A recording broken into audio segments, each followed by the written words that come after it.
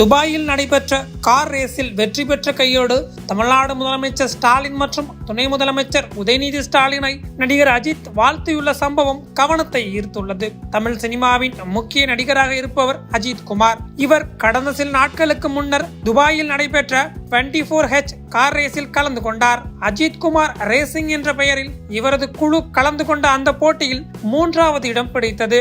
இதில் தமிழக அரசின் விளையாட்டுத்துறையின் லோகோ இடம்பெற்றிருந்தது. இதற்கு தமிழ்நாடு துணை முதலமைச்சர் உதயநிதி ஸ்டாலின் இந்த பந்தயத்தில் திராவிட மாடல் அரசின் தமிழக விளையாட்டுத்துறை லோகோவை பயன்படுத்தியதற்காக அஜித் குமார் ரேசிங் அணிக்கு நன்றி தெரிவித்துக் கொள்கிறேன் என்று கூறியிருந்தார். அமைச்சர் TRP ராஜா உள்ளிட்டோரும் இந்த லோகோவை குறிப்பிட்டு அஜித்திற்கு வாழ்த்து தெரிவித்திருந்தனர். அதேபோல் வெற்றி பெற்ற பிறகு தமிழ்நாடு விளையாட்டு ஆணையத்தின் லோகோவை அஜித் உயர்த்தி காட்டியது தமிழ்நாடு விளையாட்டுத்துறையின் பங்களிப்பை காட்டுவதாக அமைந்திருந்தது. இந்த நிலையில்தான் தமிழக முதலமைச்சர் MK ஸ்டாலின் மற்றும் உதயநிதி ஸ்டாலினுக்கு நடிகர் அஜித் வாழ்த்து தெரிவித்துள்ளார். இது தொடர்பாக அவர் பேசுகையில், தமிழ்நாடு விளையாட்டு மேம்பாட்டு ஆணையம் மோட்டார் ஸ்போர்ட்ஸுக்கு நிறைய செய்கிறது.